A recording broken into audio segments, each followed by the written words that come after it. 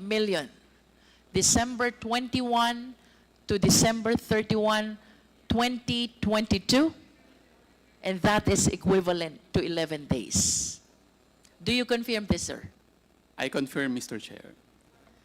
Now, let us look back to the 16 million portion of the 125 million confidential fund, which was used in the maintenance or rental of safe houses. This was liquidated by the use of 34 acknowledgement receipts. Do you confirm this? I cannot confirm, Mr. Chair, because I have no participation or knowledge with regard to the disbursement or the liquidation of the I confidential understand. funds. Can we go back to Ms. Villa del Rey?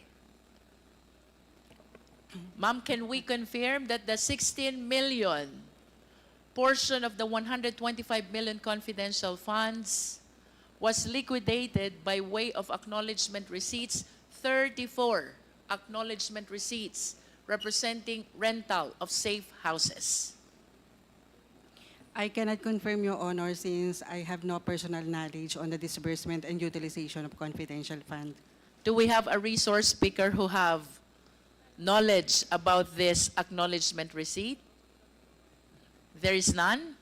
Nevertheless, Mr. Chair, let this representation manifest that the records show that the 125 million confidential fund was approved for the last quarter of 2022, and 16 million out of the same amount was liquidated by way of 34 acknowledgement receipts representing rental of safe houses.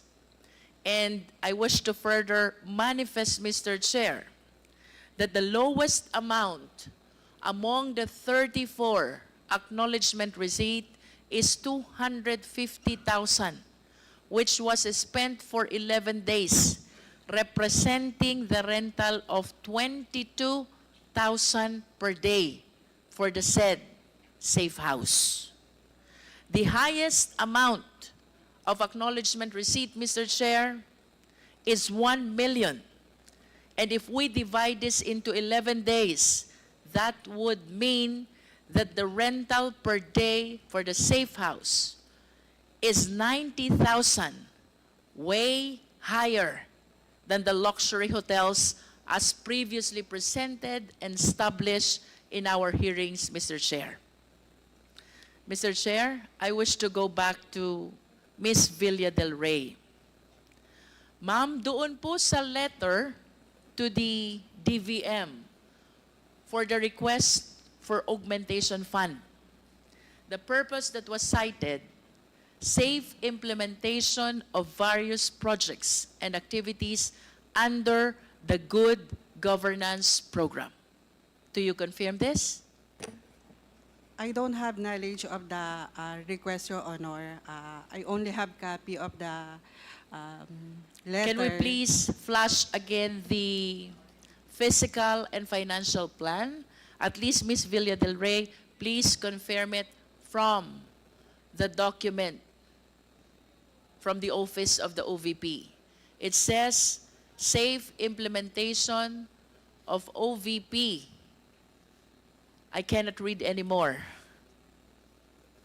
Would you know, Ms. Villa del Rey, if during the time of Vice President Robredo, there is good governance program also?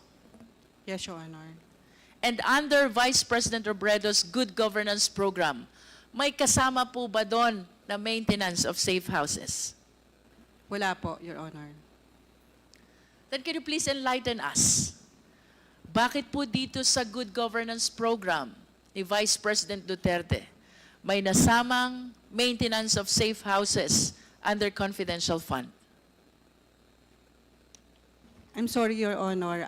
Wala po akong knowledge doon sa disbursement and utilization ng confidential funds. Nonetheless, Mr. Chair, I wish to manifest that although both Vice President Robredo and Vice President Duterte, Congresswoman Luistro, maybe we can ask Attorney Sanchez. Because I noticed that her name was included in that document. Ms. Sanchez, Attorney Sanchez, Yes, Mr. Chair, Your Honor. do you confirm that Vice President Robredo has good governance program also? Yes, Mr. Chair. Would you Your Honor. confirm that under Vice President Robredo's good governance program, there is no confidential fund? Yes, Mr. Chair. And Your would Honor. you further confirm that under Vice President Robredo's good governance program, there is no maintenance of safe houses? Yes, Mr. Chair, Your Honor. Please enlighten us. Bakit po pagdating sa programa, same program, good governance program of Vice President Duterte, biglang nagkaroon ng confidential fund, biglang nagkaroon ng maintenance of safe houses? Your Honor, the budget was proposed by the Office of the Vice President, and it would be for different programs, Your Honor. But as to the details, Your Honor, I do not have information on the specific details and items to be spent under the confidential expense. Would it Your be Honor. correct to say that the key officials of Vice President Duterte altered the menu of the good governance program of then Vice President Robredo? Mr. Chair, Your Honor, I think that would be a possible explanation, Your Honor.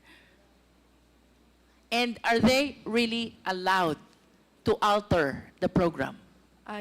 Mr. Chair, Your Honor, from my understanding, Your Honor, yes, that may be allowed because in the budget of the OVP, there is a general item, Your Honor, only, which is the good governance program. In other words, Attorney Sanchez, that good governance program is just a nomenclature. It's like And a, as to what will be the menu under the good governance program, that will depend on the Vice President. Am I correct? Mr. Chair, Your Honor, that is my understanding, Your Honor. And who therefore prepared the program of the good governance program under the time of Vice President Duterte? Mr. Chair, Your Honor, that would be the Office of the Vice President, Your Honor. Can you please cite the name? Who in particular among the key officials prepared? Your Honor, I do not have the specific information on who the particular persons who prepared, but the request was submitted to the Budget Division, Your Honor. Nevertheless, Mr. Chair, in spite of the admission of Attorney Sanchez that they can alter, what is clear, the program Good Governance under Vice President Duterte suddenly include confidential fund and maintenance of safe houses, items which were never seen and which were never included in the program of Vice President Robredo. Am I correct, ma'am? That is correct, Mr. Chair. Another important observation, Mr. Chair, Attorney Sanchez. Last quarter of December 2022, OVP spent 16 million for maintenance of safe houses. Do you confirm? I have no personal knowledge, Your Honor. May we know if any one of you has personal knowledge about this? Ms. Villa del Rey? None, Your Honor. Nevertheless, let me finish this manifestation. 2022 last quarter, the OVP spent 16 million for maintenance of safe houses. This was followed by 2023 first quarter, another 16 million for maintenance of safe houses. This was followed by 2023 second quarter, another 16 million for maintenance of safe houses. And finally, 2023 third quarter, this time 5 million maintenance of safe houses. The only conclusion that I can derive from 2022 last quarter to the third quarter of 2023 meron kayong informants or assets whom you are keeping in the safe houses that the OVP is renting.